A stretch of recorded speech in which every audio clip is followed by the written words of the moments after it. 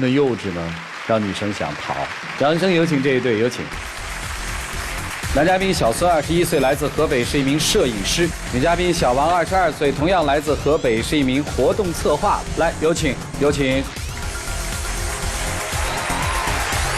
啊，这个小片里说你认识他很多年了。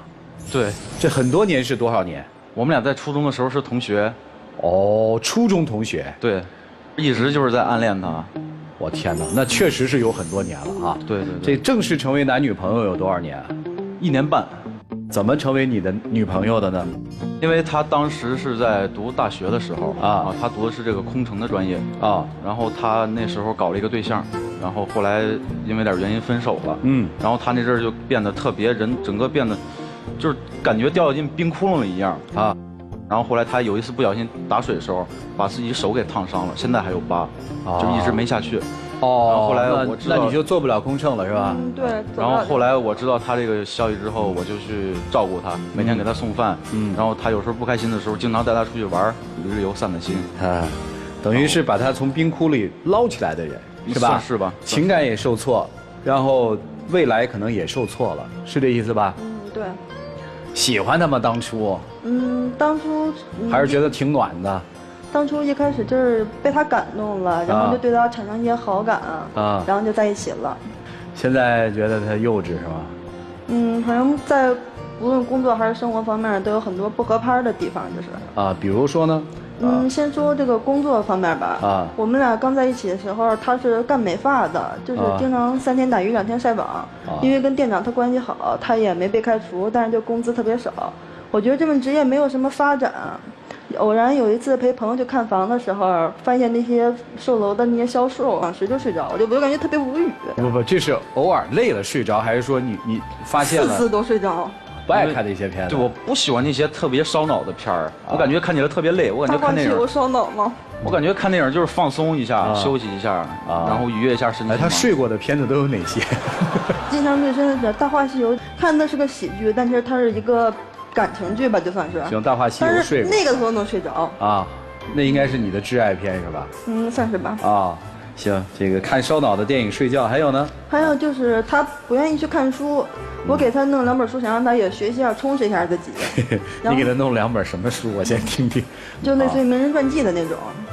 然后他拿着那书，他翻了2、3页就扔在那，他就再也没动过。还有一点就是，我觉得成年人那种情侣在街上、公共场合就是搂搂抱抱、拉拉扯扯这件事就很不雅，但是他就喜欢这样做。我觉得这样做没什么不好。我感觉正常情侣之间，不论是在什么场合、什么场所，就是勾肩搭背或者拉个手怎么样，这些都是很正常的、合理合法。是正常。对，好几次就是我就突然之间就特别想亲他一下，然后我就亲了，然后每次之后他回敬我都是一个耳光。这是有特定环境的是吧？是公开场所。对，公开场所。不是你们俩在一起的时候你亲他，他给你耳光。对，就是在公开场所。那另论了女生不是就不接受这个，那你尊重他就别亲了呗。是因为我觉得没什么，就因为情侣嘛，男女朋友嘛，对吧？没什么拉不下脸的。还有什么你不合拍啊？还有他特别幼稚，就之前一段时间，他跟我说他和父母吵架然后被轰出了家，想和我合租，然后对作为女朋友我也说不了什么，然后就让他来吧。来了之后，一开始我想说他父母撤销了，过几天他自己就回去了，但是发现不是这么回事儿。我天天上班，他就跟个保姆一样，天天跟我在家收拾屋子，然后把我那些锅碗瓢盆全都给我换成新的了。我刚买没几天然后我就感觉这要在这过日子这个节奏我就问他，一开始还不说，然后我就生气，就逼问他2回，他告诉我，他和父母说的是要拿3万块钱和朋友一起到北京去创业，然后我就特别生气，他不但骗我，他连父母都骗。后来我爸妈也知道，我跟他们解释了，他们也支持我这样做，因为我爱他，我用我的方式去爱他。我感觉除了我之外，这世界上没有第2个男人比我更爱他了。我什么都愿意为他做不管是就付出我的什么也好，我愿意为他这么做。我所有的出发点都是为了他，我心里只有他一个人，我就是想照顾他。我明白，但是你做的这一切，女生看来其实就是幼稚嘛。而且他一个男的，就是天天不想着工作，就想着怎么收拾屋子做饭，就每天脑子里只有这些，就认为特别没志气，也没有出息的一件事。挺好嘛，收拾好屋子做好饭也是一种生活方式啊，不是所有的人都那样。我想的生活方式就是一回家老婆孩子热炕头那种啊。对，我就喜欢那样。那你应该找一个那样的姑娘啊。我就是喜欢她。啊，你又喜欢她，我就是喜欢她，我想用我的方式改造她，来打动她，让她慢慢融入到我的生活。哦，你现在是活动策划对吧？对。啊，工作当中有人追求你吗？这也是一件事儿。这件事儿我们俩吵得特别凶。哦。就算是我们分手的一个导火索吧。啊。我们公司一个主管他追求我，他能力挺强，人挺优秀的。因为我有男朋友，我就拒绝他。但是他也没放弃，我就感觉同事关系就别那么尴尬，我就也没跟他撕破脸。他吧要开车下班送我回家，我就让我男朋友来接我。他那不是叫我去接他，他是叫我隔了2个路口在那遥遥相望，让我看着他的同事要送他回家。啥意思？就是正常的男女朋友，我去接你下班，我是在你公司门口等你的啊，他却让我在对面的路口在那儿等着他，然后他在下班之后再过去找我啊。而且有一次，他不仅是像他说那样，他不光是让我在那儿等，有一次他真的上车了，他真的跟那个男的走了。这件事我让他的离得远，他根本就不想他自己的问题。我们上班穿都是职业装，都是正装，他每天就不修边幅，邋里邋遢，就看着就跟街边那些小混混一样。我觉得我穿着我就是这人，我就是穿的比较休闲一点。他这个平时什么样倒是无所谓，但是如果他这个形象被那个追求我的人看到了，就知道他的竞争对手是这么一个形象，那他不就是更有信心，更会去？你是这么想的？哦，嗨，上他车那件事儿就是，我就是想激励他一下，就是想激励他什么呀？就是让他知道，如果他再不努力，我可能就是真的跟别人走了。哦。而且也是想让他知道，那个人就是比他大不了几岁，通过自己的努力实现到自己的价值，然后就想让他也努力一下，有那个打败对手那个心。我觉得吧，就是我现在还小，我就想就是先玩几年，以后然后再挣钱，然后再考虑别的事儿。刚才女生说这是一个分手的导火索，那现在分手了吗？还是想分手啊？我已经跟他提出分手，很明确的，而且我不想留在我们家那个小地方啊，想到大城市发展一下。河北是吧？对。想去哪儿啊？我已经给上海的公司投了一些简历，想去那边发展一下。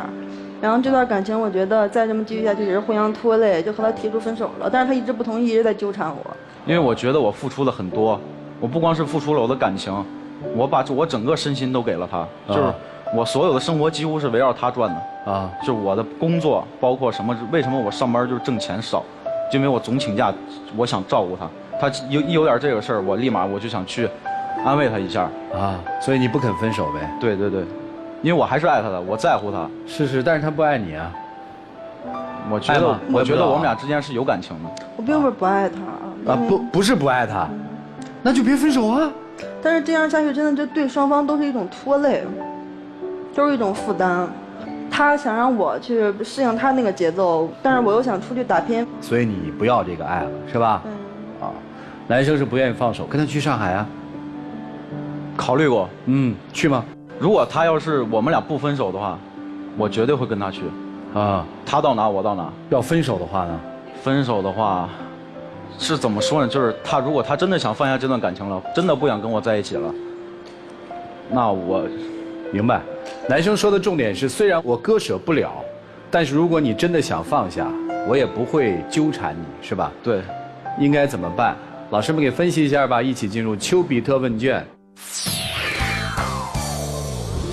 女生挺逗的哈，你还搞竞争机制，就是他俩比一下看谁的那个条件更优秀，然后不优秀的那个刺激他一下。其实这种是我在感情当中最不喜欢的一种，就好像你拿一个深爱你的男人，然后去当成了一个就是游戏的一枚棋子，然后我摆布你，让你看到你面前有什么样竞争的对手，这样的方式不可取。以后就算在下一段感情，尽量不要用这样的方式去刺激一个深爱你的人。送给你们俩一句话：爱你的人就怕给你的不够多，不爱你的人就怕你要的太多。这句话对你们2个人都受用，想想你们是属于哪一方的。还有我想跟男生说的是什么呢？你明白有2种感情，他们2个之间的差别是什么？一种是被感动而产生的感情，一种是因爱而生的感情。你知道这2种感情之间有什么样的差别吗？知道。他们都是感情。知道。我对他就是爱，他对我就是感动。那你知道这2种感情最后的结果是什么吗？不知道。因感动而生的感情长久不了，因为你是在他人生最失意的时候出现，你被他视为是拯救他的人。当他走过人生的低谷期，清醒了、振作了之后，他会重新审视自己的身边的人和事，他会清清楚楚知道自己要什么、不要什么，爱什么、不爱什么。所以，陪他走过了低谷期之后，他现在振作起来了，他重新明白自己人生的方向了。而你不是他人生规划里边的那一路上的人，你对他的感情一直都是仰视的。你说什么我做什么，你让我怎么办我就怎么办，你让我往东我不往西。这个人他能够给你同样的回馈，或者说相对等的爱，你的付出才值得。如果他根本不爱你，或者说他已经清醒意识到自己的未来里面没有你的这样的一个人，会很累，而且也没有结果，最后就变成你死缠烂打，满身是伤。女生就是谢谢他曾经为你的付出，然后清清楚楚地告诉他，我现在不爱你，不要再说有爱。因为像这样的死心塌地爱你的人，他们只要知道还有一线希望，他们就永远不会放手。那这样最终受伤的最深的就是他，所以更果断一些地告诉他，你要的是什么，爱或者不爱，好吗？谢谢。女孩，你觉得累不累？这段感情吗？是累的。大概是不会出现在你的生活当中，是吧？是这样。其实有的时候你去回顾一下你形容这个男生的一些词语，大概可以看得出你对于这段爱情的态度。你说他穿得像小痞子，让他站在2条街外等待你，是为了激励他。这个男生在你的心目当中是一个拿不出手的男朋友。女生是有些骄傲的，反正我觉得有些事情吧，摆在桌面上很清楚。如果真看不上，也不要拖着，何苦让自己难受呢？既然生活品味也不一样，你认为你的品味是有品味，他的品味是没品味，那你又何必在一起呢？当然这是你的选择，但我有一句忠告，就有的时候啊，一个人的品味或者是生活品质的高低，有的时候并不在于物质拥有的多少，住的好不好，吃的好不好。等你真正哪一天你真的拥有了你自己所认为的那种品味和生活品质的时候，你会发现有的时候可能变了味儿。爱情生活当中一定要求平等和尊重。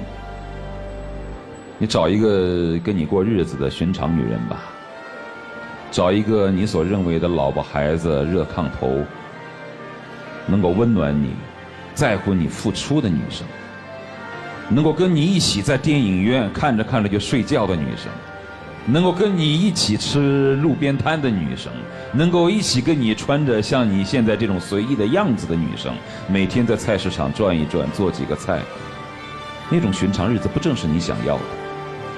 踮着脚尖爱一个人不现实，好吗？就这个。今天倒挺好的，大家把话说开了。感谢生活给了你们曾经的同学的缘分，感谢生活给了你们1年多的时间让你们变成恋人，同时也感谢生活给了你们2个人不同的对生活的要求。你就拥抱自己的生活就好了，抱别人的生活那抱不过来的，累也累死了。其实把自己的日子过好最重要啊！祝女生这个上海好运啊！男生，找一个会做菜的女人，2个人切磋一下做菜，说不定做菜也做出个什么大事业来呢？这谁知道呢？对不对？好了，接下来一起进入那几天和古方红糖真情60秒。刚才涂磊老师说了，让我再去找一个愿意跟我一块过日子、一块做菜的人。但是我想找的话，那个人他已经不是你了，你在我心里就是我想要的，我只想要你，我只想和你在一起，我只想用我的方式去爱你。别走好吗？你确实很好，你对我那些好我也都看在眼里，记在心上。但是通过在一起这些矛盾和纠缠，把我那个一开始对你的那个心也可能磨得有一些面目全非了。但是我对你也是有一些感情，所以这件事我想考虑一下，就给我时间让我考虑一下吧。我还爱你，别走。谢谢两位，请回。